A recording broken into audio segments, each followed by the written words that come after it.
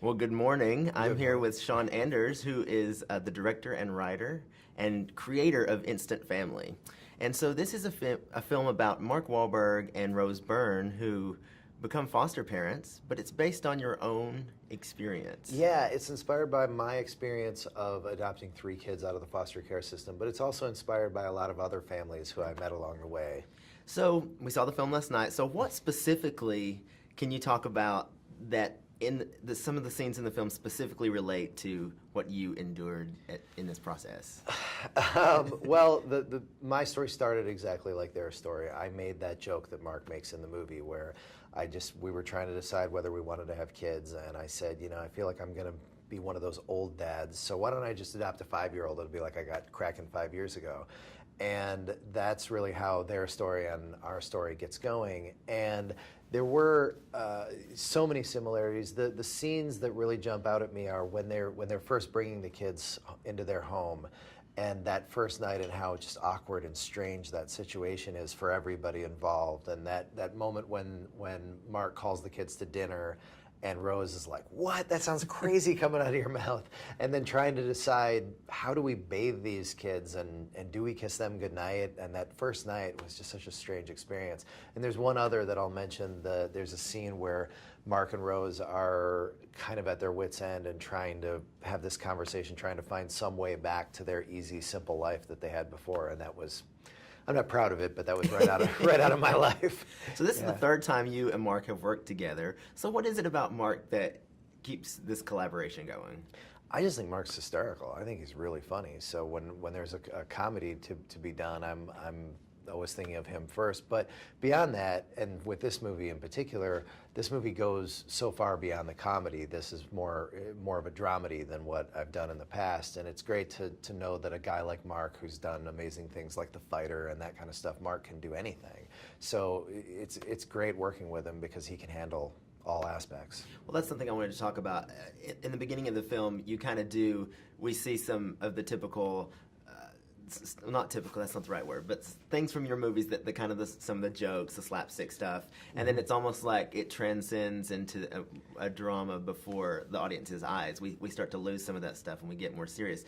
Was that always something that you wanted to do? Because you said you wanted to offer a different type of foster adoption movie than we'd seen before. Yeah. Well, there's probably more comedy in the first half of the movie, but the comedy does continue all the way through. It was something that was important to us, that even when we get into kind of, some of the heavier moments and some of the moments where things are really getting real and difficult, that we always wanted to bring it back to the comedy, because in real life, those situations, you do have to find a way to laugh in those situations. And I think some of those laughs are the kind of laughs that feel the best when you're emotionally connected to the characters, and then something funny happens, those laughs really feel great. So that was always important to me. And one of the great ways you do that is when Margot Martindale just bursts in. I thought she's fantastic in this. She's so great in this. Talk a little bit about her character as kind of the crazy grandma compared to the other one, and where that basis for her character came from. Well, she's loosely inspired by my own mom, and my mom, Grandma Sally,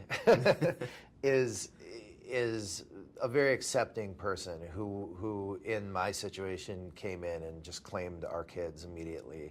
And that's what Grandma Sandy, I think that's the reason why audiences love her so much, beyond just Margot Martindale being so fantastic, is that as soon as she walks in the door, the very first thing that she says is, "You're with us, and I got your back." And I think everybody wants a Grandma Sandy in their corner. So family is clearly an important part of all of your films. Yeah. And so explain to me, or talk to us a little bit about why that's always kind of the core value of your films. I think I was fortunate to grow up in a family with a lot of love and a lot of humor and a lot of dysfunction that was funny. And now that I have my own kids and my own family, it is just, it's my life, and it's just kind of comes back to write what you know. So another recent film about families becoming parents outside of the normal way was Lion.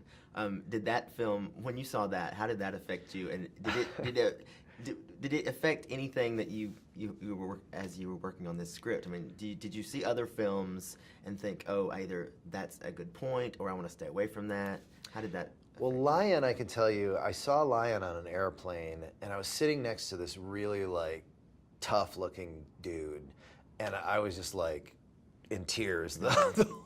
It was really embarrassing because I was just like, yeah, like he was watching a football game or something, and I was watching Lion, and I was just crying, and I loved that movie, and I think the only thing that jumped out at me in that movie was that I liked the compassion that they showed for the adoptive parents, you know, his Australian parents.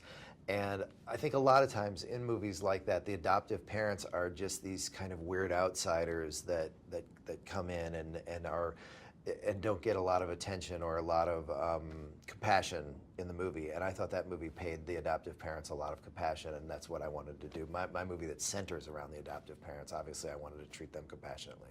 So final question, do you think that adoption and becoming foster parents is viewed differently in today's world for the millennial generation versus kind of the stigma that we saw like in other generations? I hope so. I mean, I'm not a millennial myself, so I can't really say what millennials think, but I do, that is a big thrust of this movie, is that my hope is that by showing a more complete story that takes people through, you know, through some of the trauma and the tragedy, but also the laughs and the joy and just this awkwardness of becoming a family, that they'll come away my hope is that they'll come away with a better understanding of who these kids are and how these families are formed. All right, well, thanks for the movie and thanks for talking to us today. Thanks so much. Thank you. Have a great day. You too. Thanks.